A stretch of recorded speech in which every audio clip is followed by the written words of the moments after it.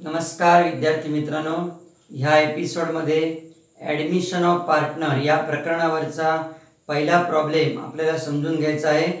तो पहिला जो प्रॉब्लेम आहे त्याची स्टार्टिंगला बघा, Vikram and Pragya share profits and losses in the ratio of 2:3 आणि त्यांची जी खाली बॅलन्स शीट दिली आहे 31 मार्च 2018 ची, म्हणजे ते वर्ष आहे 17-18 आणि 31 मार्च 2018 ला हे वर्ष संपल्यानंतर पुढच्या वर्षाच्या स्टार्टिंगला म्हणजे 1 एप्रिल 2018 ला एक नवीन पार्टनर आहे अवनी, तिला या धंद्यामध्ये पार्टनर म्हणून घेतलेला आहे। तर प्रॉब्लेम सोडवण्यासाठी सुरुवातीला बघा इथे लिहिले in the books of partnership firm, सुरुवातीला स्टार्टिंगला ओपन करायचं आहे रिव्हॅल्युएशन अकाउंट, सिंगल कॉलमचा करायचा आहे 8 ओळींचा, त्याच्यानंतर पार्टनर्स कॅपिटल अकाउंट पण 8 ओळींचा पण 3-3 कॉलमचा करायचा आहे। डेबिट साइडला 3 कॉलम, क्रेडिट साइडला 3 कॉलम, त्या प्रत्येक कॉलम मध्ये प्रत्येक पार्टनरचं स्वतंत्रपणे नाव लिहिलेलं आहे, विक्रम, प्रज्ञा आणि अवनी। त्याच्यानंतर new balance sheet as on 1 April 2018, या बॅलन्स शीटची तारीख जी आहे ती नवीन पार्टनर ज्या तारखेला धंद्यामध्ये प्रवेश करतो ती तारीख आपल्याला ह्या बॅलन्स शीटला टाकायची असते आणि ह्या बॅलन्स शीटला आपल्याला म्हणायचं आहे न्यू बॅलन्स शीट। ही न्यू बॅलन्स शीट 20 ओळींची केली आहे डबल कॉलमची आणि वर्किंग नोटमध्ये 4-4 ओळींचे 2 अकाउंट ओपन केलेत, सिंगल कॉलम, कॅश अकाउंट 4 ओळींचा सिंगल कॉलम आणि गुडविल अकाउंट 4 ओळींचा सिंगल कॉलम, हे वर्किंग नोटमध्ये आहेत। सोल्युशनचा भाग फक्त हे 3च गोष्टी आहेत, revaluation account, partners capital account आणि न्यू बॅलन्स शीट। आणि प्रॉब्लेम मध्ये दिलेली जी बॅलन्स शीट असते तिला आपण ओल्ड बॅलन्स शीट बोलायचं आहे। ओल्ड बॅलन्स शीट याचा अर्थ 2च पार्टनर जेव्हा धंद्यामध्ये होते तेव्हाची बॅलन्स शीट, आणि आता ही बॅलन्स शीट जी आहे तेव्हा धंद्यामध्ये 3रा पार्टनर आल्यानंतरची बॅलन्स शीट आहे, तिला म्हणून म्हणायचं आहे न्यू बॅलन्स शीट। बघा सुरुवातीला आपलं लक्ष असलं पाहिजे या प्रॉब्लेम मध्ये जे 2 पार्टनर दिले आहेत विक्रम आणि प्रज्ञा, त्यांचा जो दोघांचा प्रॉफिट शेअरिंग रेशो दिला आहे त्याला म्हणायचं आपल्याला ओल्ड रेशो। आणि प्रॉब्लेम मध्ये कुठे न्यू रेशो दिलाय का चेक केला तर आपल्या लक्षात येईल तर या प्रॉब्लेम मध्ये न्यू रेशो दिलेला नाही। जेव्हा न्यू रेशो दिलेला असतो तेव्हा गुडविल वाटण्याची एंट्री जी आहे ती आपल्याला सॅक्रिफाईस रेशो मध्ये करायची असते आणि तेव्हा आपल्याला सॅक्रिफाईस रेशो काढावा लागतो। या प्रॉब्लेम साठी सॅक्रिफाईस रेशो जो आहे तो काढावा लागणार नाहीये कारण प्रॉब्लेम मध्ये न्यू रेशो दिलेला नाहीये। सुरुवातीला बघा स्टार्टिंगला म्हटलंय क्रेडिटर्स, क्रेडिटर्स लायबिलिटी आहे आणि लायबिलिटी याच्यावर काही ॲडजस्टमेंट नाहीये, म्हणून क्रेडिटर आपण जेवढी रक्कम जुन्या बॅलन्स शीटला होती तेवढीच रक्कम आपली नवीन बॅलन्स शीटला असणार, म्हणून क्रेडिटर्स जसेच्या तसे न्यू बॅलन्स शीटला ठेवले आहेत। लायबिलिटी साइडला डायरेक्ट बाहेरच्या कॉलम मध्ये 1,05,000, पुढे 2 पार्टनरचे कॅपिटल दिलेले आहेत, capital account always shows credit balance, म्हणून 2 पार्टनरचे कॅपिटल, कॅपिटल अकाउंटच्या क्रेडिट साइडला बाय बॅलन्स ब्रॉट डाऊन, विक्रमच्या कॉलम मध्ये 75,000 आणि प्रज्ञाच्या कॉलम मध्ये 75,000। ॲसेटला बघा पहिलं बॅलन्स दिले कॅश, कॅश आपण जो वर्किंग नोट मध्ये अकाउंट ओपन केलाय 4 ओळींचा, कॅश ॲसेट आहे, ॲसेटचं बॅलन्स डेबिट असते म्हणून कॅश अकाउंटच्या डेबिट साइडला टू बॅलन्स ब्रॉट डाऊन 7,500। पुढे म्हटले लँड अँड बिल्डिंग 37,500, त्याच्यावर ॲडजस्टमेंट नंबर 3 आहे म्हणून लँड अँड बिल्डिंग सुरुवातीला आपण ॲसेटला ठेवली आहे इनरला 37,500 आणि तिसऱ्या ॲडजस्टमेंट मध्ये सांगितलंय land and building to be valued at ₹45,000, म्हणजे लँड अँड बिल्डिंगची पुन्हा मूल्यमापन केल्यानंतर किंमत 45,000 झाली असं आढळून आले, म्हणून बाहेरच्या कॉलमला म्हणजे नवीन किंमत जी आहे ती नवीन बॅलन्स शीटला बाहेरच्या कॉलमला 45,000 आपले यायला पाहिजेत। मग बाहेरच्या कॉलमला 45,000 जर यायला हवे असतील तर आपल्याला लँड अँड बिल्डिंग वाढवावी लागेल, म्हणून अधिक ॲप्रिसिएशन केले आपण 7,500. जसं डेप्रिसिएशन म्हणजे घट तसं ॲप्रिसिएशन म्हणजे वाढ. मग ॲसेटमध्ये वाढ झाल्यावर आपण तेवढ्या रकमेने ॲसेट वाढवायची आहे. म्हणून 45,000 बाहेर येण्यासाठी 37,500 मध्ये 7,500ची वाढ केली आहे. म्हणून प्लस ॲप्रिसिएशन 7,500. तेव्हा बाहेरच्या कॉलमला नवीन किंमत दिसेल 45,000. आणि लँड अँड बिल्डिंग हे ॲसेट आहे. ॲसेट वाढल्यावर प्रॉफिट होतो. मग प्रॉफिट झाल्यावर आपण रिव्हॅल्युएशन अकाउंट क्रेडिट करतो. म्हणून रिव्हॅल्युएशनच्या क्रेडिट साईडला बाय लँड अँड बिल्डिंग 7,500. पुढे म्हटले प्लांट. प्लांटवर कोणतीच ॲडजस्टमेंट नाही आहे. याचा अर्थ प्लांटची किंमत सुद्धा बदललेली नाही आहे. म्हणून प्लांट जशीच्या तशी जुन्या बॅलन्स शीटवरून नवीन बॅलन्स शीटला ॲसेट साईडला डायरेक्ट बाहेरच्या कॉलममध्ये ठेवली आहे 45,000. पुढे म्हटले फर्निचर.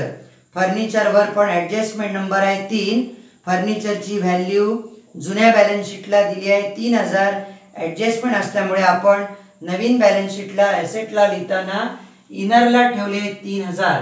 आणि ॲडजस्टमेंट नंबर 3 मध्ये सांगितलं आहे furniture to be depreciated by 10%. फर्निचरमध्ये 10% डेप्रिसिएशन झाल्या म्हणजे फर्निचरची किंमत 10%नी घटली आहे. म्हणून लेस 10% डेप्रिसिएशन 3,000वर 10% 300 वजा करून बाहेर रक्कम ठेवली आहे 2,700. डेप्रिसिएशनमुळे ॲसेटचं मूल्य कमी होते. मग ॲसेट कमी झाल्यामुळे लॉस. मग लॉस जेव्हा होतो तेव्हा रिव्हॅल्युएशनच्या डेबिट साईडला टू फर्निचर 300. पुढे म्हटले स्टॉक. स्टॉकवर ॲडजस्टमेंट नंबर आहे 6. म्हणून स्टॉक पण ॲसेटला ठेवला आहे इनरला 75,000. आणि ॲडजस्टमेंट नंबर 6 नुसार म्हटलंय stock to be valued at ₹82,500. म्हणजे स्टॉकची पण नवीन किंमत झाली 82,500. म्हणून बाहेरच्या कॉलममध्ये 82,500 जर आणायला पाहिजे असतील तर आपल्याला स्टॉक सुद्धा 7,500नी वाढवावा लागेल. म्हणून स्टॉकमध्ये अधिक ॲप्रिसिएशन दाखवलंय 7,500. तेव्हा बाहेरच्या कॉलमला दिसले आपल्याला 82,500. स्टॉक ही ॲसेट आहे. ॲसेट वाढल्यावर प्रॉफिट. म्हणून प्रॉफिट झाल्यावर रिव्हॅल्युएशनच्या क्रेडिट साईडला बाय स्टॉक 7,500. पुढे म्हटले डेटर. डेटर पण जुन्या बॅलन्स शीटवरून नवीन बॅलन्स शीटला लिहिताना इनरला ठेवले आहेत 87,000. कारण त्याच्यावर पण ॲडजस्टमेंट नंबर 5 आहे. ॲडजस्टमेंट नंबर 5 वर सांगितलंय provision for bad and doubtful debts is to be maintain at 5% on sundry debtors. म्हणजेच ही 5% RDD आहे. म्हणून RDD आपण फायनल अकाउंट प्रमाणेच डेटरमधून मायनस केली आहे. 87,000तून 5% मायनस RDD केली आहे 4,350. तेव्हा बाहेरच्या कॉलमला आले 82,650. मग RDD वजा केल्यामुळे डेटरची व्हॅल्यू कमी होते. डेटर ही ॲसेट आहे. ॲसेट कमी झाल्यामुळे लॉस.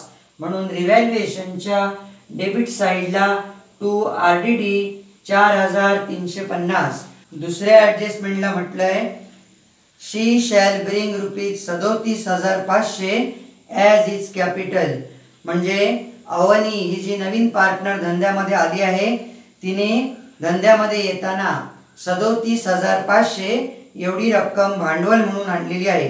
तर नवीन पार्टनरनी भांडवल आणल्याची एंट्री होते cash or bank account debit to Avni's capital account. मग इथे आपला अकाउंट कॅश आहे म्हणून कॅश वाढली आहे. म्हणून कॅश अकाउंटच्या डेबिट साईडला टू अवनीज कॅपिटल 37,500 आणि कॅपिटल अकाउंटच्या क्रेडिट साईडला बाय कॅश अकाउंट आणि फक्त अवनीचा कॉलममध्ये 37,500. पुढे त्याच दुसऱ्या ॲडजस्टमेंटला असं म्हटलंय and ₹30,000 as his share of goodwill. ही जी नवीन पार्टनर आहे अवनी तिने धंद्यामध्ये येताना ₹30,000 एवढी रक्कम गुडविल म्हणून पण आणली आहे.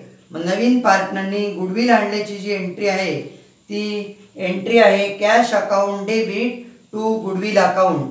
म्हणून कॅश अकाउंटच्या डेबिट साईडला टू गुडविल अकाउंट 30,000 आणि गुडविल अकाउंटच्या क्रेडिट साईडला बाय कॅश अकाउंट 30,000. आता नवीन पार्टनरनी जी रोख रक्कम गुडविल म्हणून आणली आहे ती आपल्याला धंद्यातच ठेवावी लागते. त्यालाच म्हणतो आपण goodwill retain in the business. आता ही गुडविलची रक्कम जर धंद्यामध्येच ठेवायची असेल तर ती रक्कम अगोदर जे जुने 2 पार्टनर आहेत त्या दोघांच्या आपण नावावर ट्रान्सफर केली जाते. मग त्याची एंट्री होते. गुडविलचे जे पर्याय पाठवलेले आहेत मी त्या पर्यायामध्ये ए ऑप्शनमध्ये दुसरी एंट्री आहे goodwill account debit to old partners capital. आता ही गुडविल आणली आहे 30,000. या 30,000ची विभागणी ओल्ड पार्टनरमध्ये ओल्ड रेशोमध्ये आपल्याला करायची आहे. ओल्ड रेशो दिला आहे आपला 2:3. मग 2:3 म्हणजे बेरीज झाली 5. म्हणजे 5 पैकी 2 हिस्सा विक्रमला आणि 5 पैकी 3 हिस्सा प्रज्ञाला. म्हणून 30,000ला 5 नी भाग घालवले तेव्हा भागाकाराला 6,000 आणि 6,000ला 2 नी गुणले आहे तेव्हा विक्रमचा गुडविलचा शेअर आला 12,000 आणि 6,000ला 3 नी गुणले तेव्हा प्रज्ञाचा गुडविलचा शेअर आलाय 18,000. म्हणून अवनीने आणलेली 30,000 गुडविल 2 जुन्या पार्टनरच्या नावावर ट्रान्सफर करताना एंट्री झाली आहे goodwill account debit to Vikram capital आणि टू प्रज्ञाज कॅपिटल. म्हणून गुडविल अकाउंटच्या डेबिट साईडला to Vikram capital 12,000 to Pragya's capital 18,000 आणि कॅपिटल अकाउंटच्या क्रेडिट साईडला बाय गुडविल अकाउंट विक्रमच्या कॉलममध्ये 12,000 आणि प्रज्ञाच्या कॉलममध्ये 18,000. याच्या पुढे 6व्या ॲडजस्टमेंटच्या खाली जो मुद्दा दिलेला आहे त्याच्यात असं म्हटलं आहे capital accounts of all partners to be adjusted in their new profit sharing ratio. आणि नवीन पार्टनरनी जेवढी रक्कम कॅपिटल म्हणून आणली आहे त्या कॅपिटल म्हणून आणलेल्या रकमेच्या प्रमाणातच आपल्याला बाकीच्या सर्व पार्टनरचे कॅपिटल ॲडजस्ट करायचं सांगितलेलं आहे. म्हणून इथे कॅपिटल ॲडजस्ट करण्यासाठी आपल्याला न्यू रेशो लागतो. म्हणून इथे कॅल्क्युलेशन केलं आहे कॅल्क्युलेशन ऑफ न्यू रेशो. बघा ॲज्युम द प्रॉफिट ऑफ ₹1 म्हणजे 1 रुपया प्रॉफिट गृहीत धरलाय आणि या 1 रुपयातून नवीन पार्टनरचा शेअर जो पहिल्या ॲडजस्टमेंटला तुम्हाला दिलेला आहे 1/4.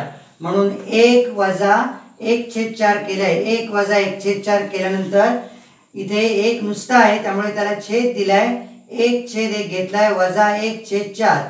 दोघांचा छेद भिन्न आहे म्हणून 2 छेदांचा गुणाकार केलाय 4×1=4 आणि यांचा क्रॉस गुणाकार केल्यावर 4×1=4 वजा 1×1=1 असं 3/4 आली आहे वजाबाकी.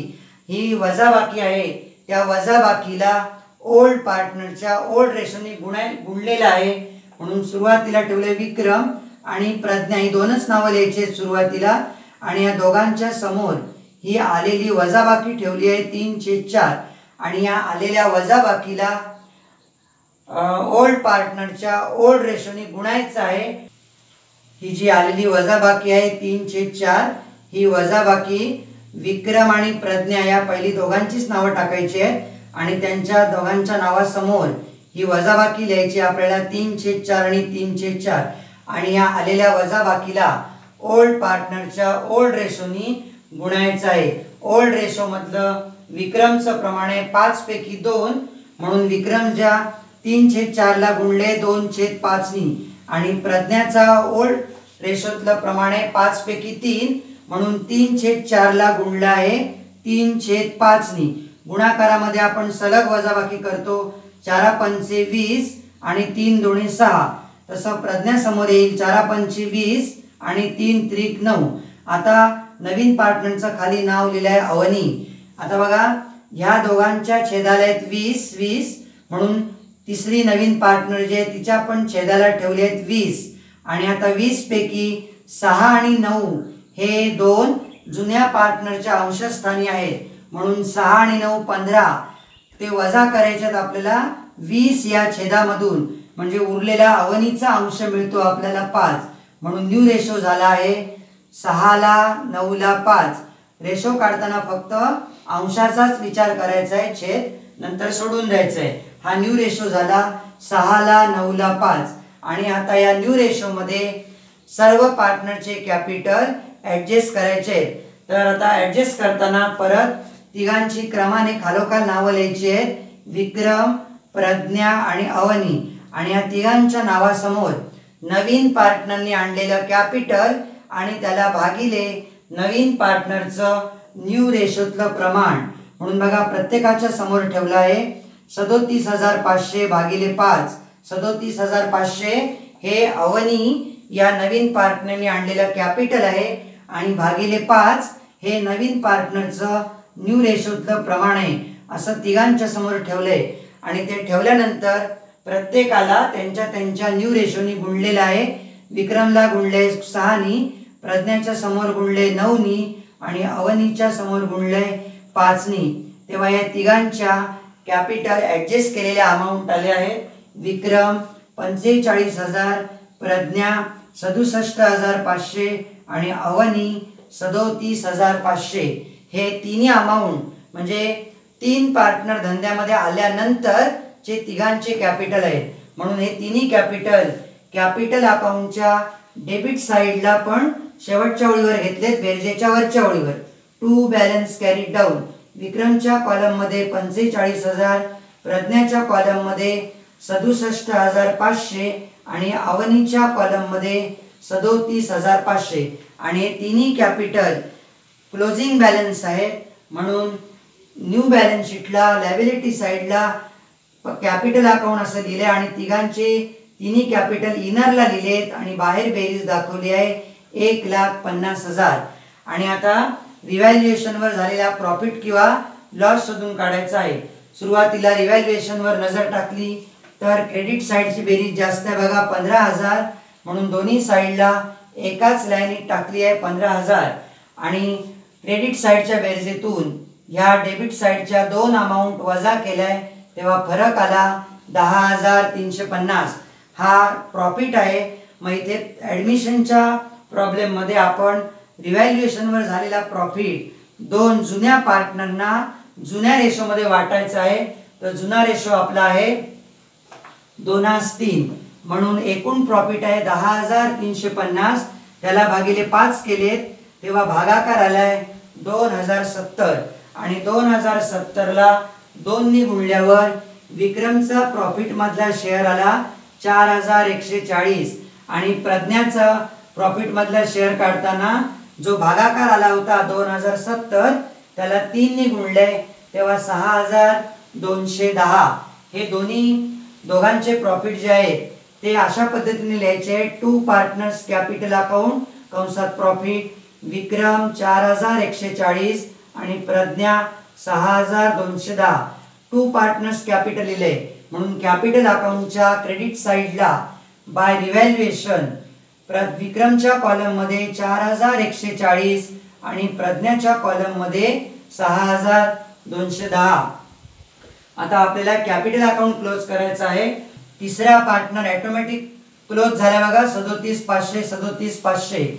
आणि विक्रम आणि प्रज्ञा यांच्या क्रेडिट साईडच्या बेरजा जास्त आहेत त्या दोन्ही साईडला मांडल्यात. आणि डेबिट साईडला जो फरक आहे तो आपल्याला शेवटी प्रॉब्लेम मध्ये सांगितलं होतं की लोन अकाउंटला ट्रान्सफर करा. म्हणून 91,140 मधून 45,000 वजा केलेत तेव्हा आले 46,140.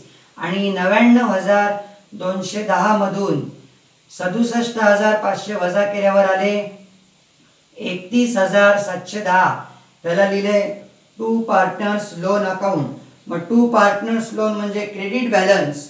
म्हणून लायबिलिटी साईडला ट्रान्सफर केला आहे पार्टनर्स लोन अकाउंट. विक्रम 46,140 आणि प्रज्ञा 31,710. या दोघांची बेरीज आली आहे 77,850. आता कॅश अकाउंटवर यायचं आहे. कॅश अकाउंटवर जर आला तर डेबिट साईडची बेरीज आहे 75,000. तीच क्रेडिटला मांडल्यावर क्रेडिट साईडला फरक आला आहे त्याला नाव टाकलं आहे बाय बॅलन्स कॅरीड डाऊन 75,000. आणि हे कॅश बॅलन्स नवीन बॅलन्स शीटला ॲसेटला मांडलेला आहे कॅश 75,000. अशा पद्धतीने न्यू बॅलन्स शीटची बेरीज आली आहे 3,32,850.